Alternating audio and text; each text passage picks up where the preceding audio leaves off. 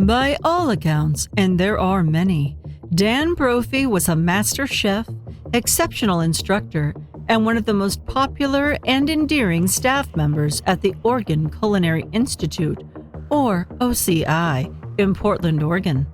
Loved for his kindness, dry humor, and humble nature, Dan was a local celebrity in the culinary scene in June of 2018.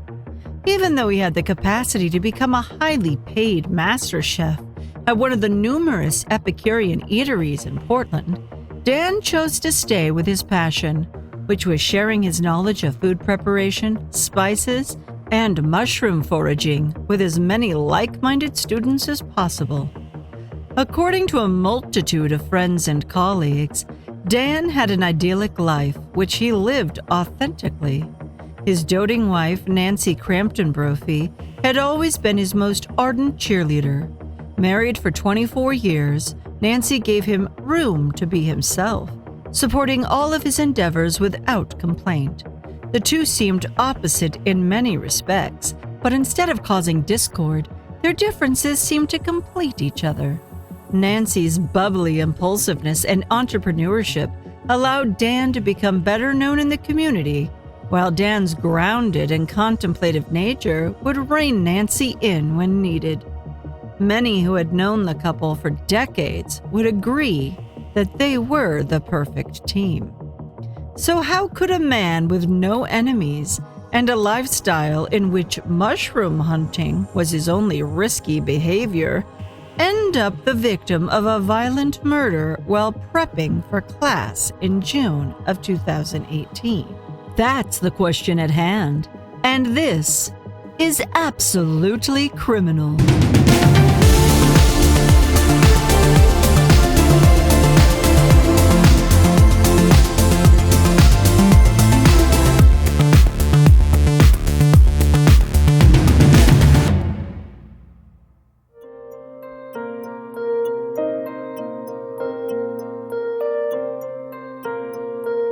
On June 2nd, 2018, Nancy Brophy was spending her Saturday morning, as she usually did, in bed writing her latest novel.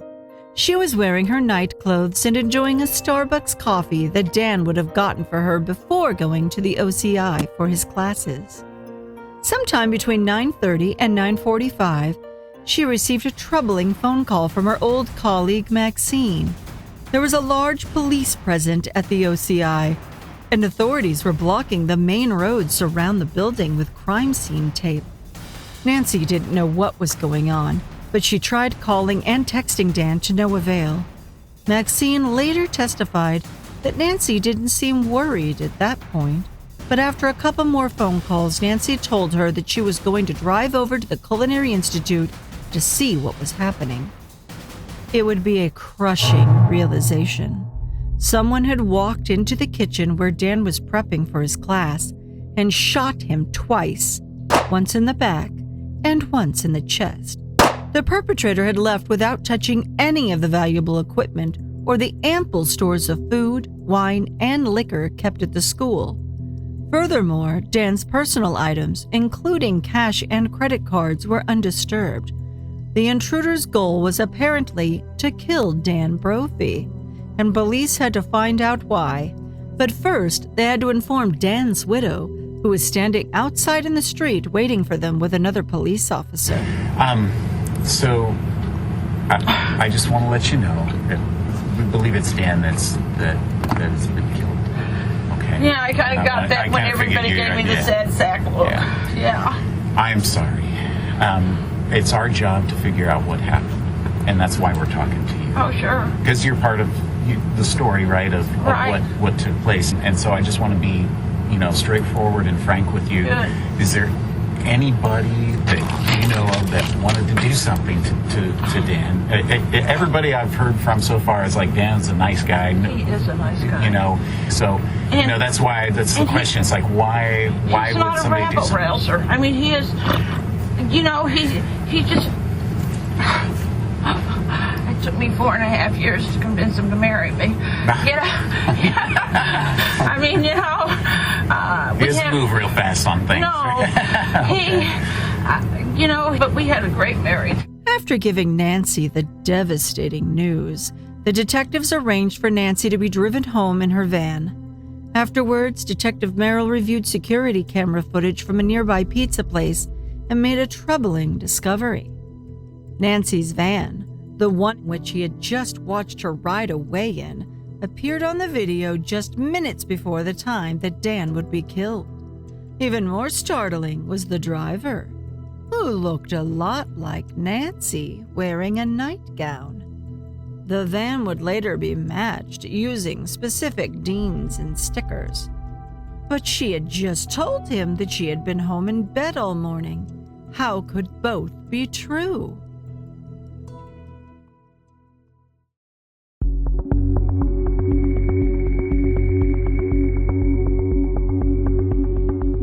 We tend to want to find focus of what makes sense. We're trying to get that frontal cortex back on. And when there is that influx of cortisol and adrenaline and cortisol, the worst time for memory to be accurate is between 20 minutes and 4 hours. There's a reason why after a police officer shooting, for example, they don't do an immediate interview, because they recognize that there is this blank spot in the memory that goes on. Nancy's lie can easily be explained. According to her defense team, the shock of Dan's death had simply wiped her memory. Not all of it, just the part where she was driving around the OCI that morning at 7:08 a.m. and then later at 7:28 a.m., around the time when Dan was killed. Defense witness Dr. Patricia Warford, a trauma and recovery expert who has worked with hostages and abuse survivors, would explain at length how trauma can affect thinking and memory. She would testify that dissociative memory loss is common during traumatic events. Her example is of a police officer who has been involved in a shooting on duty.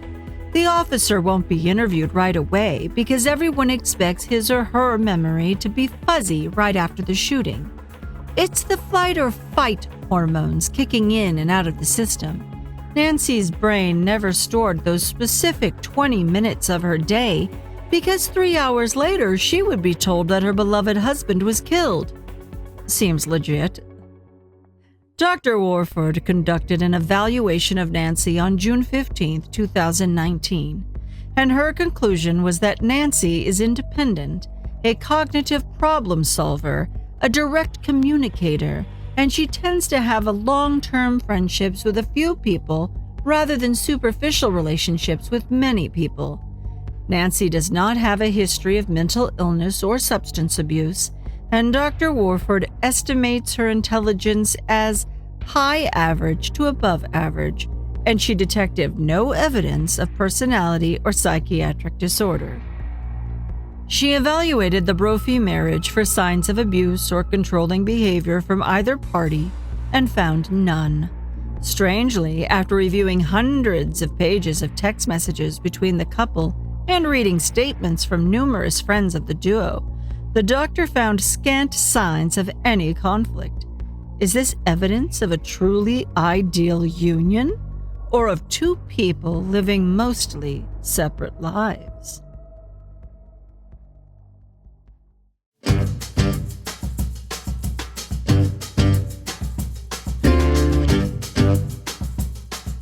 While Nancy was a successful insurance salesperson, her true love and purported talent was actually for writing saucy romance novels about women meeting the wrong men, mostly Navy SEAL types with limited wardrobe choices for upper torso garments. It is a very niche fiction genre of dangerous shirtless hunks who use their lethal weapons training in service to vulnerable female protagonists. According to everyone who knew him, Dan was not a gun guy, and Nancy had no weapons training herself, so it would come down to intense research if Nancy wanted any authenticity in her bodice busters. Sure, the internet could provide a measure of accurate information, but Nancy needed the real thing, a plot device to help her turn out a convincing romantic suspense tale. Enter ghostguns.com, where you can buy a DIY kit of unregistered parts for twice the price of a registered weapon from a gun show or shop. Nancy had been eyeing the wares for a few months before finally pulling the trigger on a purchase, a Christmas present for herself in late December of 2017. She was in for disappointment when she received her Glock 19 Ghost Gun kit. However, because putting it together required some firearm knowledge that she hadn't attained through her industrious research. Nancy claims that she tossed the whole kit in the closet once she realized that she couldn't assemble the untraceable firearm by herself and never gave it another thought. That is why she never told the police about it when she handed over the other gun to them on the day of the murder. Yes, there was another gun in the Brophy house, and at one time there had been an extra barrel for that one, but it went missing. The Glock 17 that Nancy gave the police on June 2, 2018 had never been used. She claimed that she and Dan had decided to get a gun for personal protection after hearing about another school shooting earlier that year. Nancy went alone to the gun show in February of 2018 and purchased the second Glock, already assembled this time with cash. She claims that Dan gave her some of the money. Strangely, no one in Dan's family or circle of friends had ever heard Dan discuss firearms or any intention to buy a firearm. Nancy would later buy a second barrel for the Glock 17 on eBay. While the barrel of the gun that Nancy gave the police could not be matched to the shell casings at the crime scene, the conveniently missing barrel from eBay was never tested. Why did she supposedly need a second barrel, one wonders?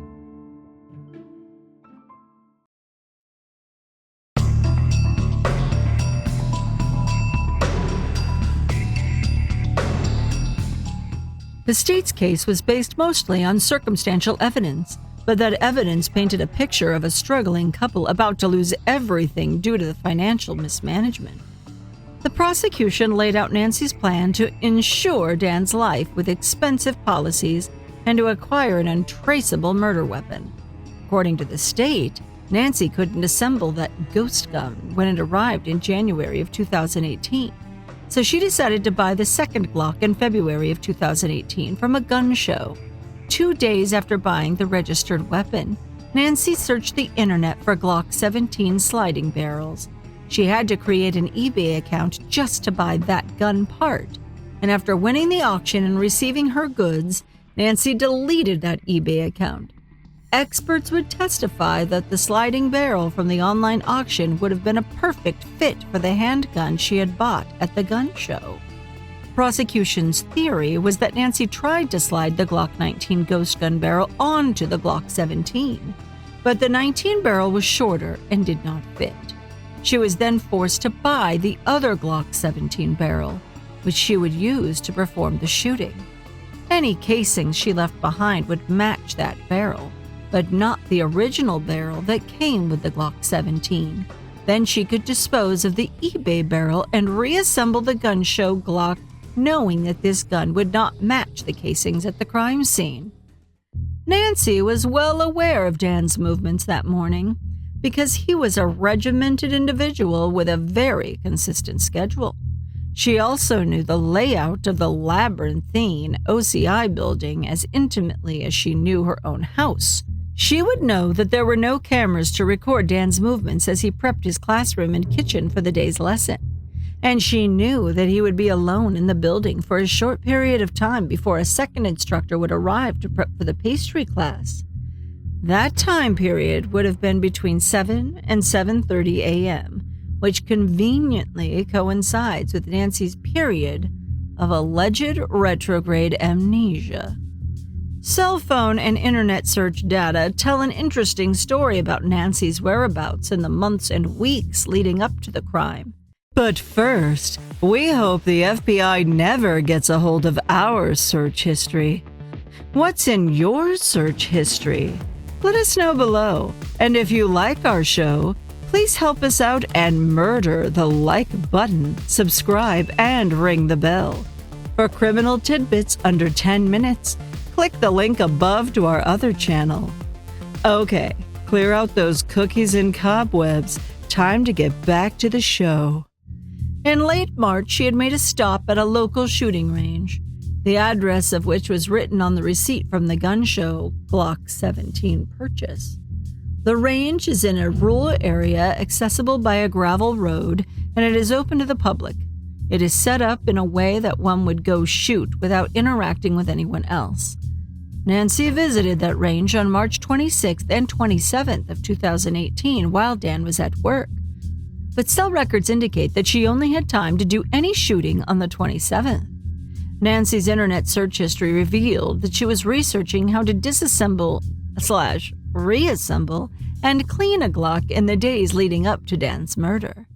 Security cameras at businesses along Columbia and 17th Streets, the main access roads to the Oregon Culinary Institute, first captured Nancy driving around the OCI at 6:39 a.m. on June 2nd of 2018. Cameras reveal that she circled the school like a vulture, homing in on a dying road possum, lurking into focus again at about 7:08 a.m. After 20 minutes, she is recorded again for the last time before the murder. The school security alarm system revealed that Dan had disabled the alarm at around 7:22 a.m., entering through the garage door on the 17th Street side of the building.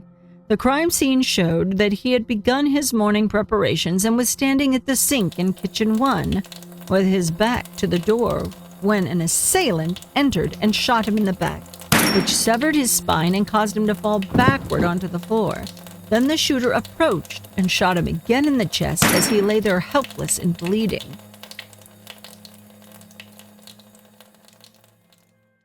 The coroner would later report that either of the two shots could have been fatal on its own. Then the murderer left the building without taking anything from the scene. The second instructor, Chef Damon, would arrive at OCI at 7:35 and go about her own routine, never realizing that Dan was dead in the Kitchen 1 until the students began to arrive. Nancy had 13 minutes to execute her plan without the risk of direct witnesses. It was just enough time for Nancy to walk through the open door, locate her husband in the kitchen, and kill him before her van is seen leaving the area at 7:28 a.m. Remember, she knows the layout and Dan's predictable routine. The only thing left to chance was when Dan would unlock the institute door, but she was already circling her prey, ready for that moment. Neighbors would recall a frantic Nancy outside her home a short time after the shooting. She claimed to be looking for her dogs, but there was never any indication that her dogs were loose. Now, Nancy only needed to wait for confirmation, which came in the form of an inquisitive phone call from her old friend Maxine at about 9:45 a.m. It was Nancy's cue to play the part of the stunned widow, but as soon as Nancy arrived at the crime scene, her behavior and statement started to betray the plan she had concocted so carefully. Nancy seemed to know already that it was Dan who had died. She didn't even ask where Dan's body was until nearly an hour into the death notification. Still, it wasn't obvious at first to the sympathetic detectives that they were interviewing the killer. Everyone reacts to trauma differently. Sure, she left some important details out of the interview, like the fact that she was in the area at the critical time and that she owned other gun parts besides the apparently unused handgun that she relinquished to them later that morning. She was in shock. In fact, the defense would rely on shock and trauma as reasoning for Nancy's many inconsistencies and odd behaviors. However, it would be difficult to explain away what Nancy did 4 days after the murder. She called the detective in charge of Dan's case to cheerfully ask for a letter of exoneration so she could cash in one of Dan's policies. It was just $40,000, she would assure the stunned detective, leaving out the part about there being 10 policies, adding up to around $1.4 million. She didn't get that letter.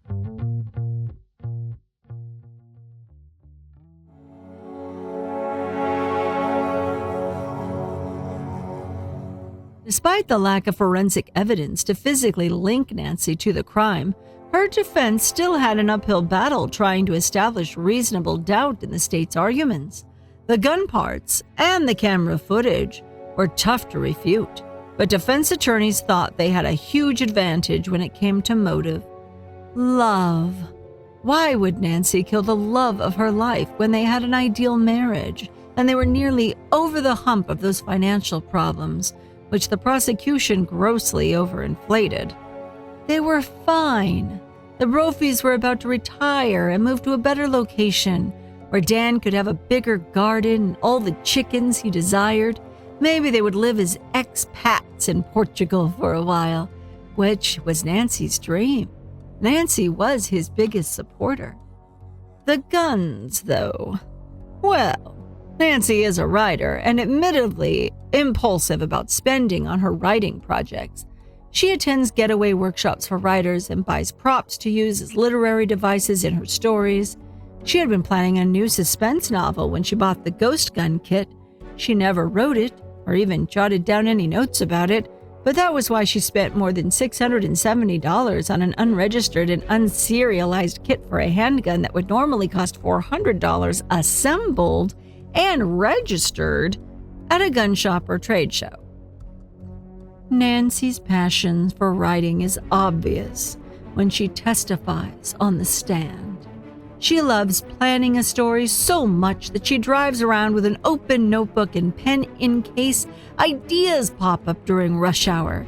She even spends hours staring at walls as she writes her next novel in her head. It is perfectly reasonable that she had that whole novel written in her memory, but never made an outline or talked to her writer friends about the plot. Well, she talked to writer friends about it, but not until after she had given up on assembling the ghost gun. The other gun was for protection, of course. The Brophies had been talking about getting one after hearing more and more about school shootings. In fact, that was how she found out about ghost guns, through an article about a failed school shooting where the suspect could not get a gun legally. Dan needed some sort of protection because not only did he work at a school, but he also went mushroom hunting. This particular avocation can get dangerous with all of those mycological vigilantes scoping prime mushroom spots. They are a territorial bunch. The couple would immediately decide that they didn't like guns and discussed how to get rid of the weapon legally. During her subsequent research, a pop-up ad alerted Nancy to the sale of a sliding barrel, which led her to purchase a second barrel from eBay. The defense is quick to point out that it was Dan who accepted the package that delivered this barrel. Not that it is relevant, but more information to throw at you. Nancy justified buying the second sliding barrel for her writing, claiming that she thought it would be more cost-effective to keep the eBay part and sell the Glock 17 from the gun show in brand new condition. When addressing the video of Nancy driving around the crime scene, the defense's strategy is to switch to a lengthy description of Nancy's writing habits that include riding around in a zombie state with a notebook and pen ready. Nancy was in her inspirational stupor that morning after a sleepless night trying to figure out how to bend light in a dark tunnel for one of her unfinished fantasy novels. She was already disassociating as she drove around the OCI, so that period did not get written to her long-term memory, and as soon as she was notified of Dan's death, it was like she never left the house that morning. Now, let me go on about life insurance policies until you forget why we are here and want to die. I won't do that, but the defense surely did during her opening statement. Nice strategy, bore them to tears. The insurance policies were perfectly ordinary for any married couple. Since Nancy sold insurance, she could sell policies to Dan and pocket the commissions, which they would use as band-aid solutions for temporary financial problems.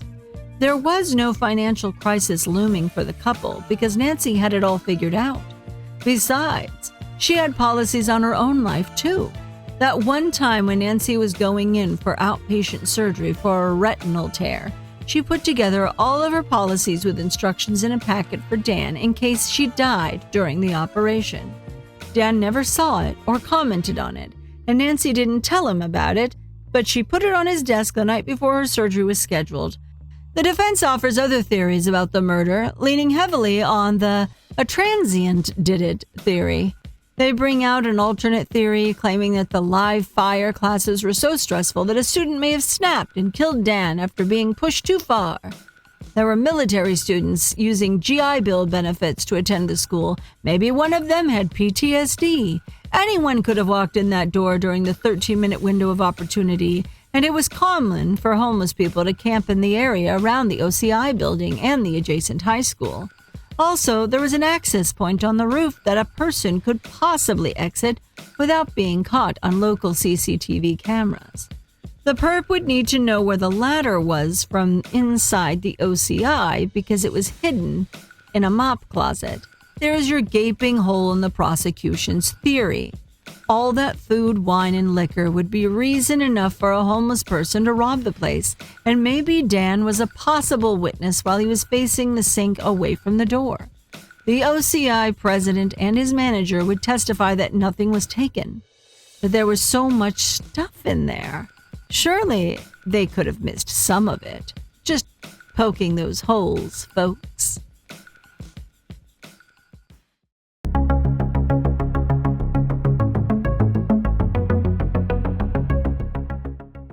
Nancy states early in her direct examination that she never met a rabbit hole she didn't love. That is the one statement that no one can dispute after hearing her defense.